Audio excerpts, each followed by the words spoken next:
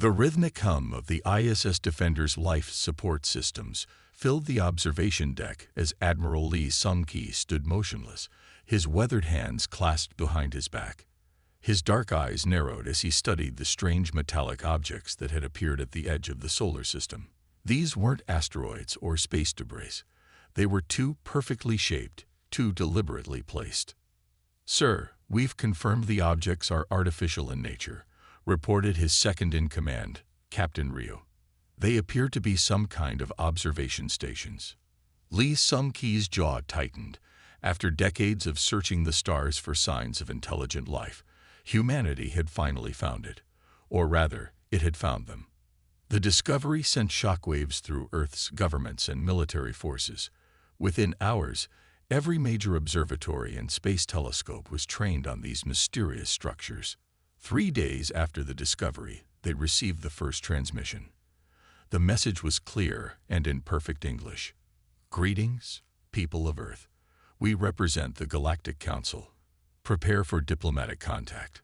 The world held its breath as a sleek, silver vessel entered Earth's atmosphere 1 week later. It landed with impossible grace on the grounds of the United Nations in Geneva. From it emerged Ambassador Yoon Ji-ah, the Council's chosen representative. She was strikingly human in appearance, save for her silvery skin and eyes that seemed to shift color like oil on water. At first, world leaders were excited by the prospect of peaceful first contact. That excitement quickly turned to unease as Ambassador Yoon began to speak. Her voice was melodious, but carried an unmistakable tone of condescension. "We have been watching your species for some time," she announced to the gathered world leaders. "Your recent discovery of our observation posts indicates you have reached a sufficient level of technological advancement for official contact. Barely sufficient, but adequate nonetheless." The UN Secretary-General attempted to maintain diplomacy. "We are honored to join the galactic community. Humanity has much to offer." Yes, Yoon interrupted, waving a dismissive hand. "Your species has managed to achieve spaceflight and basic atomic theory. These are, of course, merely the first steps of any developing civilization. The Council will guide your further development, assuming you prove capable of following our direction." In the following weeks, Earth's scientists and military leaders tried to gather as much information as possible about their new galactic neighbors. The Council seemed vast, comprising hundreds of species across thousands of star systems. Their technology was centuries ahead of Earth's. They had mastered faster-than-light travel, gravity manipulation, and energy generation beyond human understanding. What troubled Admiral Lee most was how little information flowed the other way. The Council representatives answered questions with vague platitudes or outright dismissals.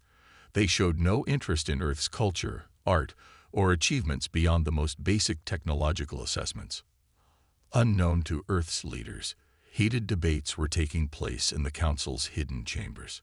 Council member Kim Ta-won, who had spent years studying human history, urged caution in their approach. "These humans are different," he argued before the Council Assembly. "Their technological progress over the last century is unprecedented.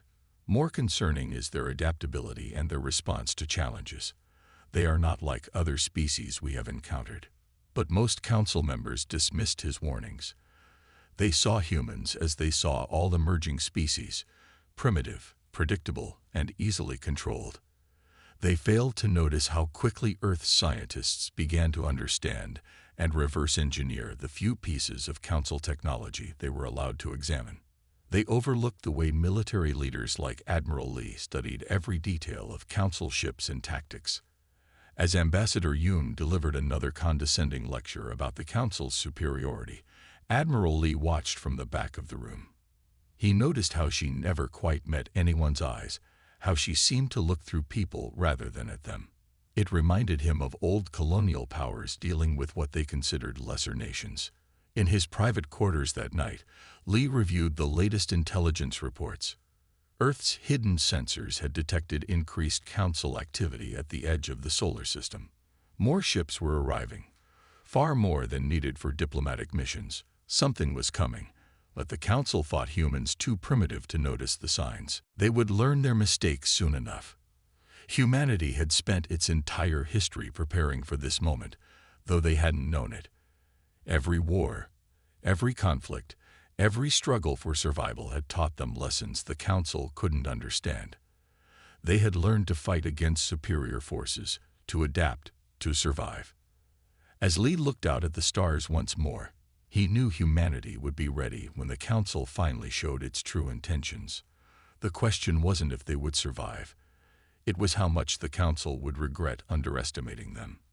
Dr. Park Sunmany squinted at her holographic display, the blue light casting shadows across her face in the dimly lit laboratory. For the 5th time this week, her sensors had picked up unusual energy signatures during what the Council claimed was a routine diplomatic visit. The pattern was becoming impossible to ignore. She pulled up previous scan data, overlaying it with the new readings. Every single Council diplomatic shuttle carried energy emissions consistent with military-grade scanning equipment. They weren't just paying friendly visits, they were systematically mapping Earth's defenses. "Run the analysis again," she muttered to her AI assistant. "Compare energy signatures with known Council technology profiles." The results came back within seconds, confirming her suspicions. The diplomatic vessels were running deep scans of Earth's military installations, power grids, and communication networks. They were building a strategic map of humanity's capabilities, all while smiling and preaching about galactic cooperation. Dr. Park gathered her findings and headed straight to the office of General Choi Da-hyun. The general was known for his cautious approach to Council relations, and she knew he would take her concerns seriously. "Look at these readings," she said, spreading the holographic data across his desk. "Every diplomatic visit follows the same pattern. They're scanning us, General, thoroughly and systematically." General Choi studied the data, his expression growing darker with each passing moment. "This is concerning, Dr. Park, but we need more concrete evidence before we can take this to the Security Council." "There's more," she continued, pulling up another set of readings. "Their scanners are particularly focused on our quantum computing facilities and fusion reactors. They're trying to assess our technological capabilities, but I don't think they understand what they're seeing." The general raised an eyebrow. "Explain." "The Council's technology is advanced, but it's predictable. They'd followed the same development path for thousands of years. Human technology is different. We've taken shortcuts, made unexpected leaps. Our AI systems don't work like theirs. Our quantum computers use principles their scientists haven't even considered." Meanwhile, in the Council's Military Assessment Committee, Admiral Kang Min-ho was presenting his latest report on human military capabilities. His holographic presentation showed Earth's defensive systems as primitive and easily overcome. "Their orbital defenses are basic energy shields and projectile weapons," he explained to the committee. "Their ground-based military still relies heavily on chemical propellants and physical ammunition. They have no effective countermeasures against our superior technology." What Admiral Kang failed to understand was the true nature of Earth's defenses. Hidden beneath the obvious military installations were systems that would have shocked the Council if they had known where to look. Deep under the Pacific Ocean, quantum-entangled communication networks operated on principles the Council had never mastered. In underground bunkers, AI systems evolved at rates that would have terrified their alien observers. And in scattered research facilities around the globe, human scientists were already beginning to understand and improve upon stolen pieces of Council technology. Dr. Park's team had made another breakthrough that very morning. They had successfully replicated a Council energy weapon, but with an elegant modification that doubled its efficiency. The Council's engineers had never considered using Earth's unique approach to quantum mechanics in their designs. "They think we're primitive because we don't do things their way," Dr. Park explained to General Choi. "But that's their weakness, not ours. They've become so set in their technological traditions that they can't recognize different paths of development." The general nodded slowly. "How long until they realize their mistake?" "That's what worries me," Dr. Park replied. Based on their scanning patterns, they're building up to something.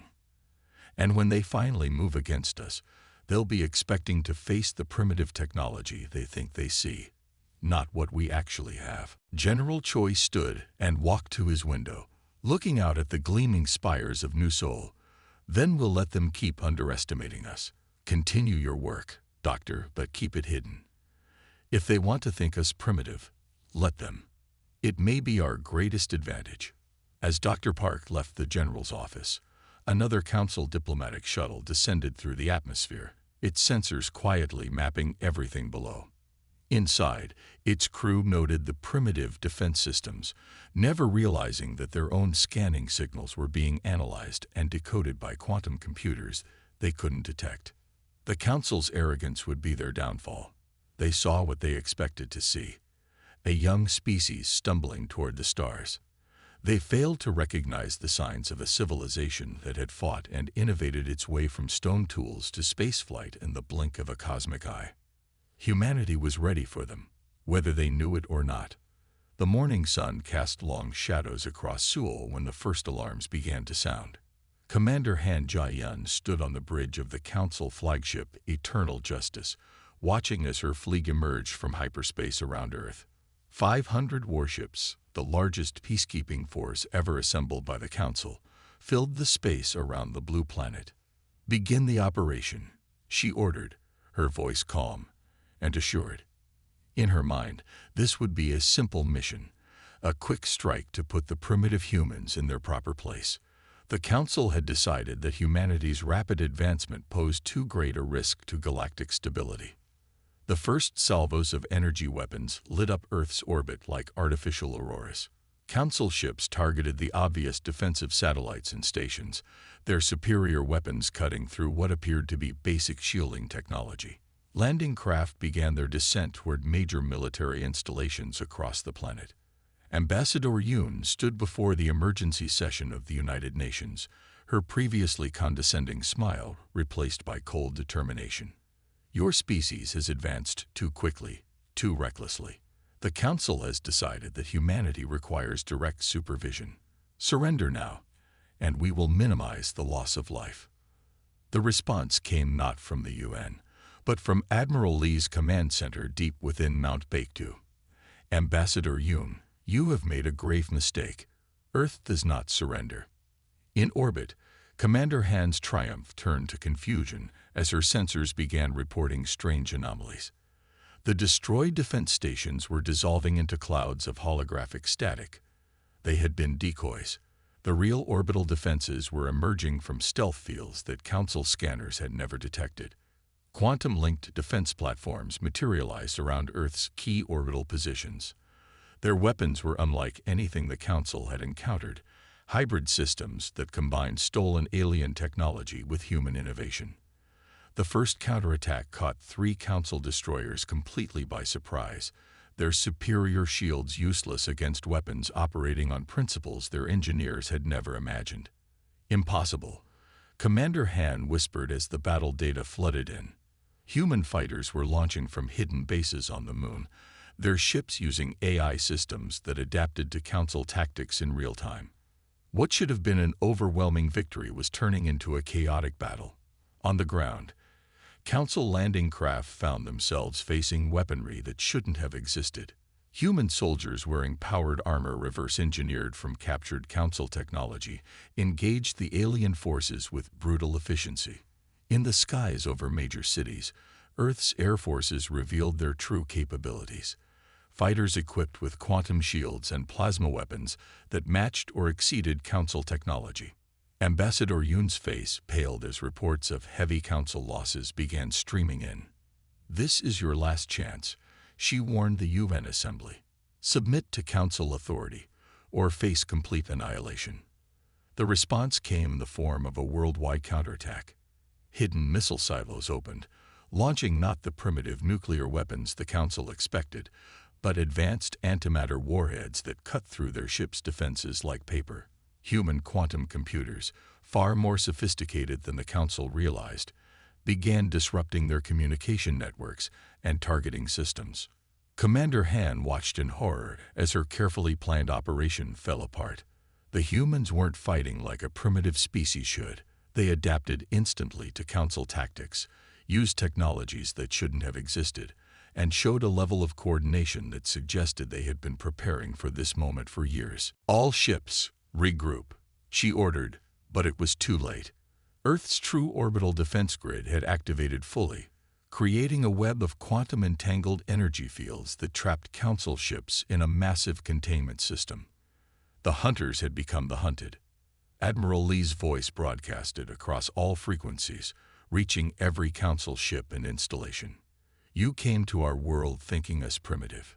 You judged us by your standards, by your path of development. That was your first mistake. Humanity doesn't follow paths. We forge our own." As the battle raged across Earth's orbit and atmosphere, it became clear that the Council's careful assessment of human capabilities had been catastrophically wrong. They had seen what they expected to see, a young species with predictable technology.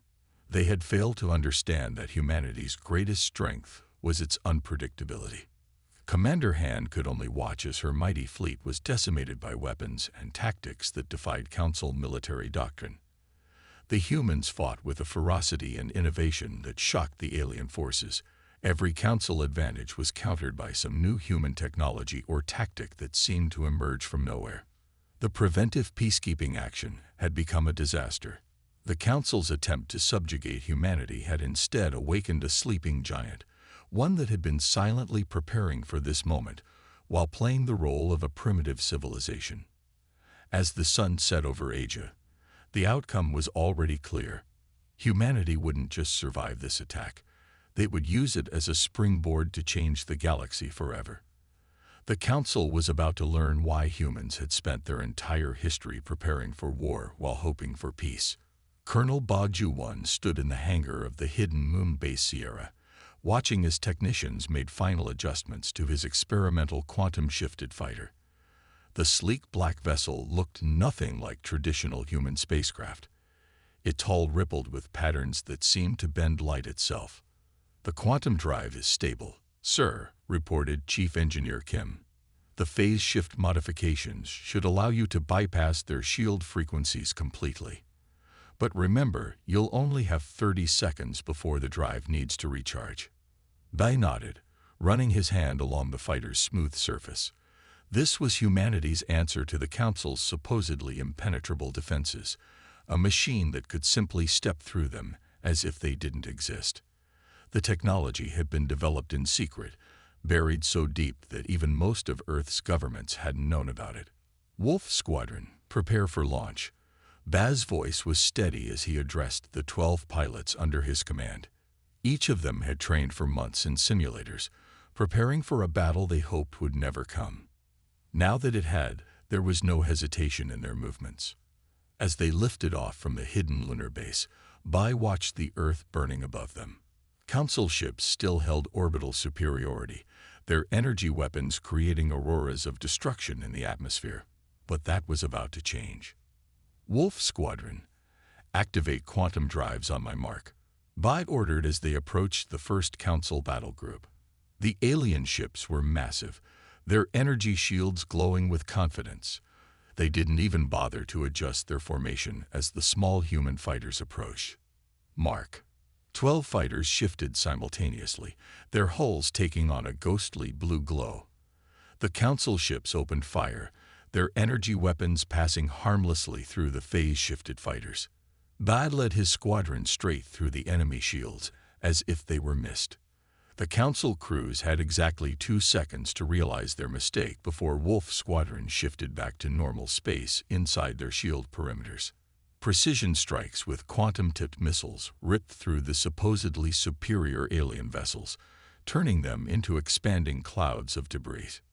Meanwhile, in her underground laboratory, Dr. Park stared at streams of alien code flowing across her screens. For weeks, her team had been analyzing captured Council communication devices, trying to understand the principles behind their quantum network. The breakthrough came from an unexpected direction. "They're using a fixed quantum encryption pattern," she explained to her team. "They never expected anyone to crack it because it's based on universal constants, but they didn't account for temporal quantum variance. The Council's overconfidence had led them to use the same encryption methods for thousands of years. They had never faced an enemy capable of understanding their technology, let alone improving upon it. Dr. Park's team had not only cracked their communications, but had already developed countermeasures against their next likely encryption upgrade. Above them, Colonel Ba's squadron continued their assault. The sight of human fighters phasing through Council shields spread panic through the alien fleet. Their commanders had no protocol for dealing with technology that simply ignored their defenses. Second wave, begin attack run. Ba ordered. More fighters emerged from hidden bases across the lunar surface. The Council ships tried to adapt, adjusting their shield frequencies, but human quantum drives simply shifted to match them. Dr. Park's breakthrough added to the chaos. Her team began broadcasting false orders across the Council's own communication network, sending ships on wild goose chases or making them fire on their allies. The alien commanders couldn't tell which orders were real and which were human deceptions. Their entire command structure is based on absolute control, Dr. Park observed as she watched the Council fleet falling into disarray. They've never had to deal with compromised communications before. They don't even have backup systems. Colonel Ba led his squadron through another attack run, their quantum-shifted fighters dancing between Council energy beams. The alien ships were now firing randomly, trying desperately to hit targets that could become intangible at will. Their rigid tactical doctrine had no answer for human innovation. "This is how we win," Ba transmitted to his pilots. "Not with superior numbers or bigger ships, but with technology they never imagined and tactics they can't counter." The battle for Earth's orbit had become a demonstration of everything the Council had failed to understand about humanity. While they had seen only primitive weapons and basic shields, humans had been developing technologies that worked on completely different principles. Dr. Park's team continued to wreak havoc with the Council's communications, using their own quantum network against them. Battle plans were intercepted and countered before they could be executed. Supply lines were redirected into ambushes. The mighty alien fleet was being defeated not just by human weapons, but by human ingenuity. As the Earth's counterattack gained momentum, Colonel Ba allowed himself a small smile. The Council had expected to find a primitive species easy to subjugate. Instead, they had awakened humanity's full potential, unleashing technological innovations and combat tactics that would reshape the galaxy.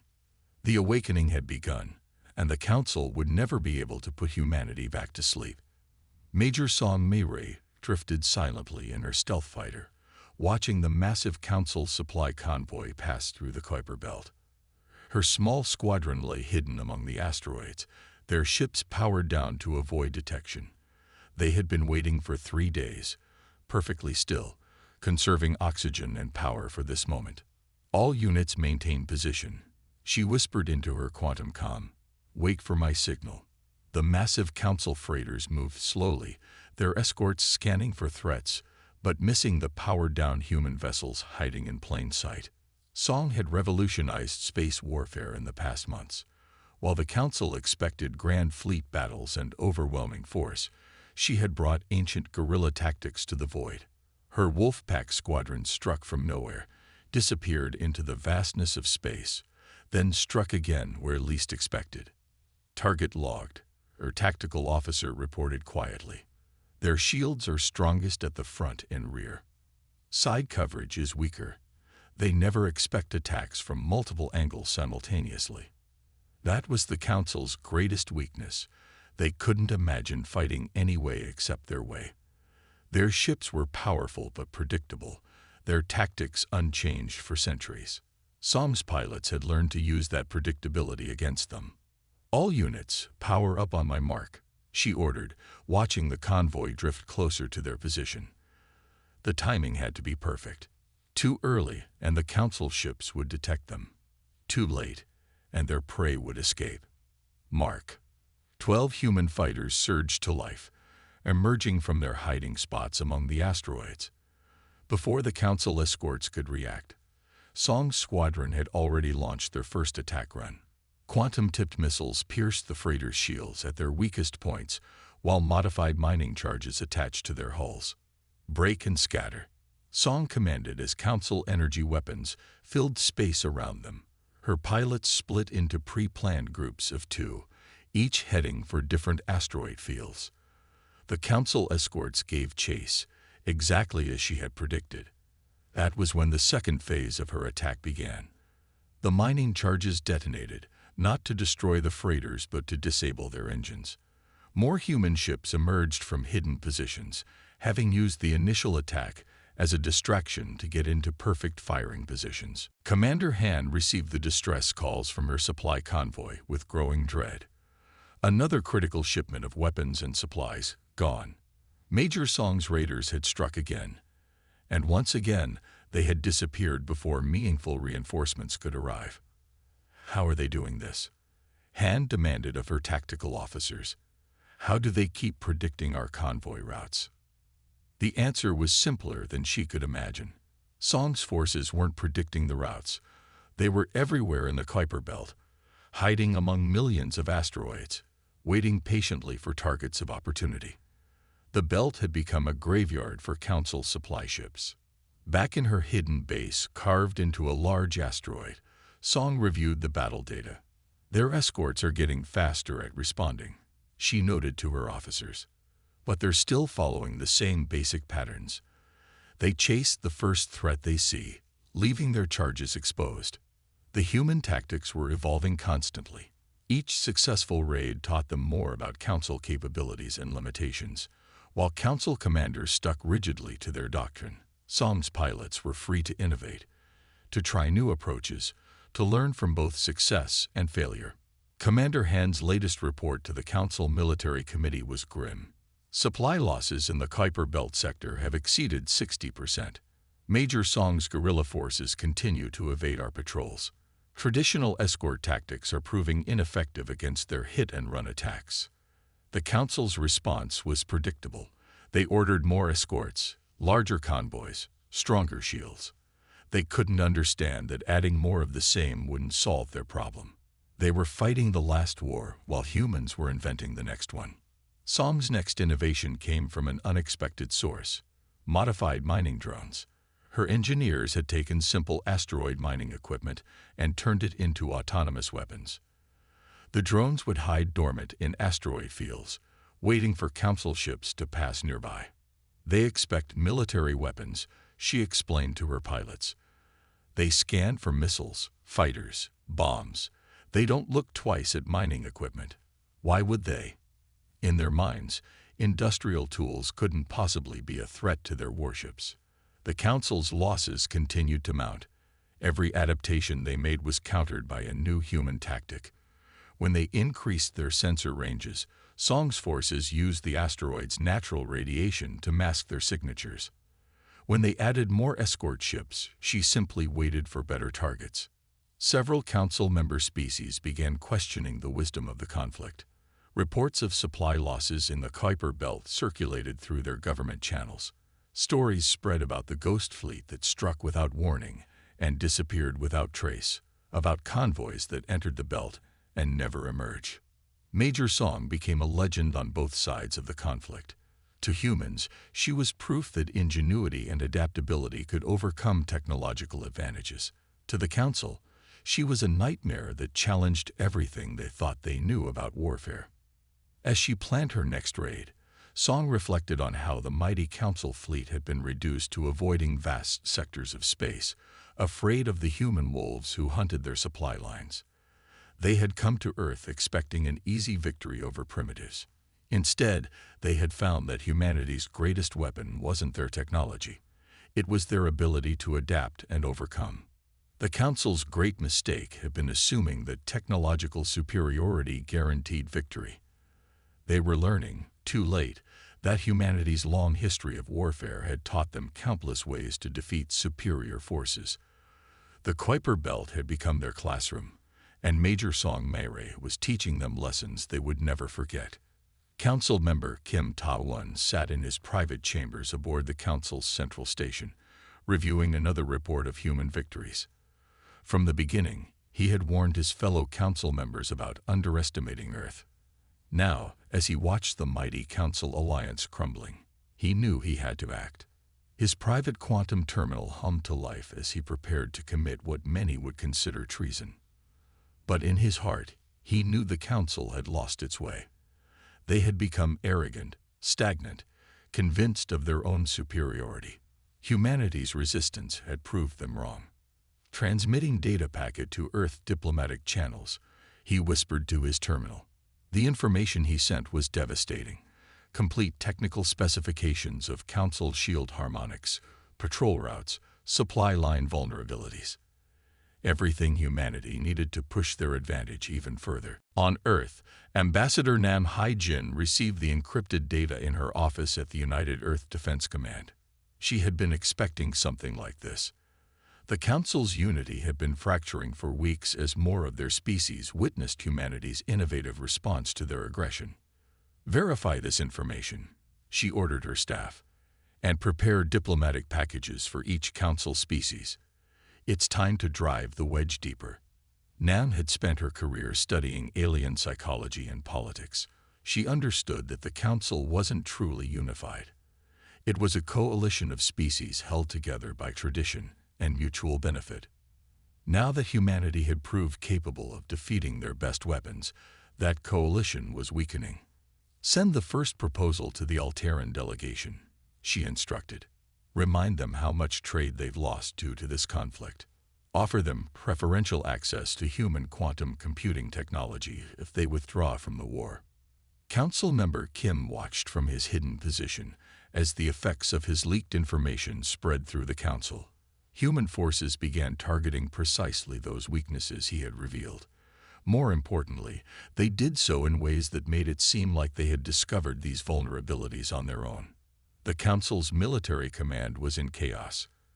Commander Han's forces had lost another major battle, this time in the Mars Defense Zone. Several Council species were now openly questioning the war's cost. The Alterans had already begun secret negotiations with Earth. This conflict was a mistake from the beginning. Kim declared in an emergency council session, "We acted out of fear and arrogance. Look at what it has cost us. Not just in ships and lives, but in unity. The humans aren't the threat we claimed they were. They're defending their home, as any of us would." Nam Hai-jin's diplomatic offensive struck at exactly this moment of doubt.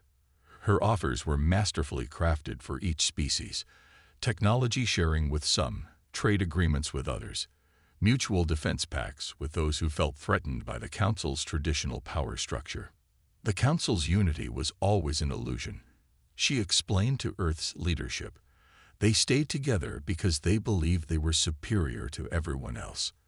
Now that humans have proved them wrong, ancient rivalries and grievances are resurfacing. One by one, Council species began breaking ranks. The Alterans were first, signing a separate peace treaty with Earth. The Centaurians followed, then the Proxima Collective. Each defection made the next one easier, as the Council's appearance of invincibility crumbled. Kim continued his secret transmissions, providing Earth with updates on the Council's increasingly desperate plans. He watched as the once mighty alliance tore itself apart, unable to accept that their fundamental assumptions about humanity had been wrong. Nam's diplomatic corps worked tirelessly, turning each Council defection into an opportunity. Every species that switched sides brought new technology, new resources, and new allies to Earth's cause. The human approach to diplomacy, flexible, innovative, and pragmatic, proved as effective as their military tactics. "We don't need to defeat the entire Council in battle," Nam told her staff. "We just need to show enough of them that cooperation with Earth is more beneficial than conflict. The rest will follow or be left behind." The Council's military command structure began to collapse as more species withdrew their forces. Commander Han found herself trying to coordinate a war effort with an ever-shrinking fleet, watching helplessly as former allies made peace with the humans they had come to destroy. Kim finally revealed himself as Earth's source of intelligence, standing before the Council to formally call for an end to the war. His speech was broadcast across Council space, detailing how their arrogance and fear had led them into a costly and unnecessary conflict. "Look at what humanity has achieved in the face of our aggression," he declared. "They didn't just survive. They innovated, adapted, and overcame every advantage we thought we had. Imagine what they could achieve as allies instead of enemies." Nam seized this moment to launch her most ambitious diplomatic initiative yet. Earth would forgive all Council aggression, she announced, in exchange for equal membership in a reformed galactic community. There would be no reparations demanded, no punishment sought, only a new beginning. The offer stunned those Council species still committed to the war. They had expected humanity to be as vengeful and demanding in victory as they would have been. Instead, they found themselves faced with genuine opportunities for peaceful cooperation. As the Council continued to fracture, both Kim and Nam knew they were witnessing the end of one era and the beginning of another. The galaxy would never be the same, and perhaps that was exactly what it needed. The old order was dying, not with a bang, but with a series of diplomatic signatures and handshakes. Humanity had not just defeated the Council militarily. They had undermined its very foundation by proving that there was another way to exist among the stars. Admiral Lee Sung-ki stood at the same observation deck where he had first spotted the Council's hidden outposts so many months ago. This time, he watched a very different fleet approaching Earth. The ships came not with weapons charged, but with flags of peace flying alongside their own species' banners. The morning sun caught the hulls of vessels from 24 different species, each representing a former Council member now eager to forge new ties with humanity. Their designs varied wildly, some sleek and crystalline, others organic and flowing, but all moved with a respect and caution that would have been unthinkable at the war's start. "It's quite a sight, isn't it?" asked Dr. Park Sun-ma, joining him at the window. Her research team had transformed human understanding of alien technology during the conflict. Now they were preparing to share their innovations with their new allies.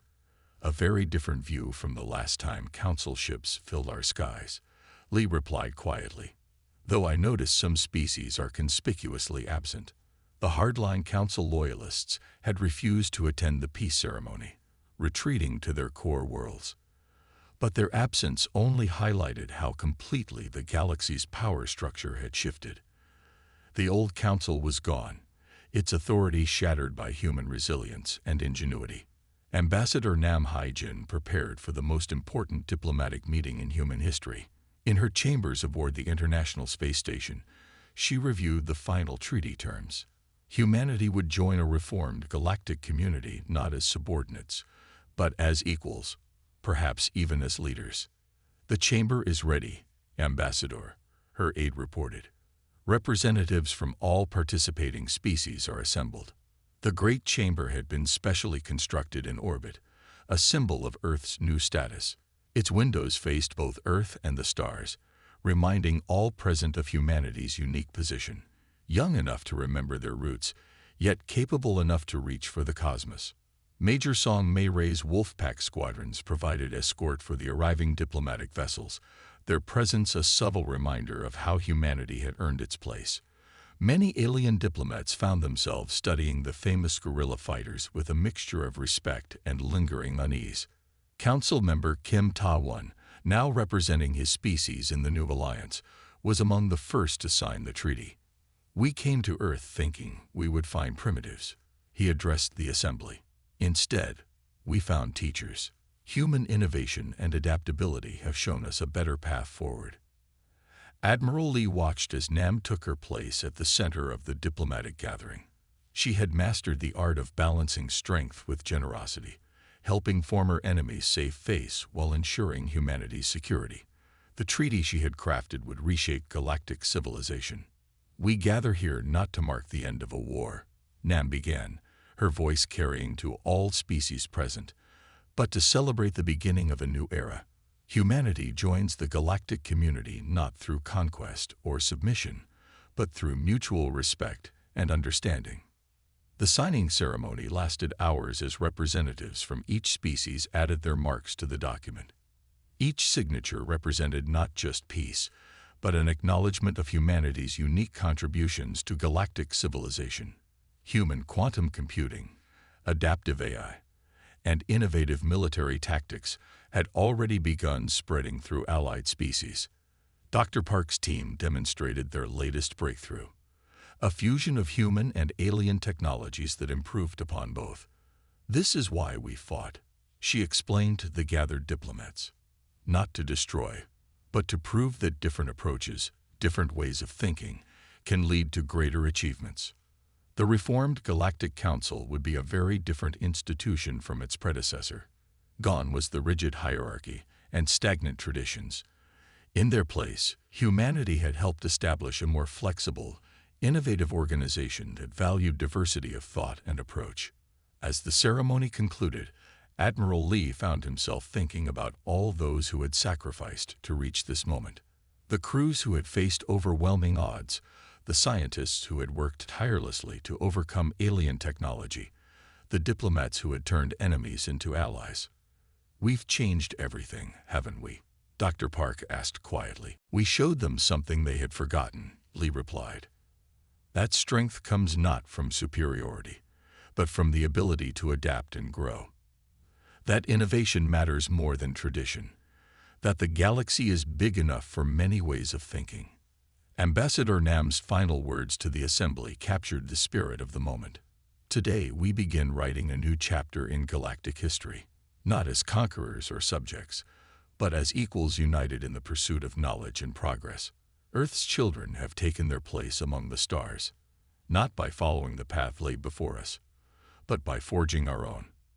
As the new allies departed for their homeworlds, they carried with them not just treaties and technology, but a profound understanding of humanity's potential. The species that had come to subjugate Earth had instead found themselves transformed by its example. The stars above Earth seemed brighter somehow, full of new possibilities. Humanity had faced its greatest challenge and emerged not just victorious, but wiser. The galaxy would never be the same, and that was exactly as it should be.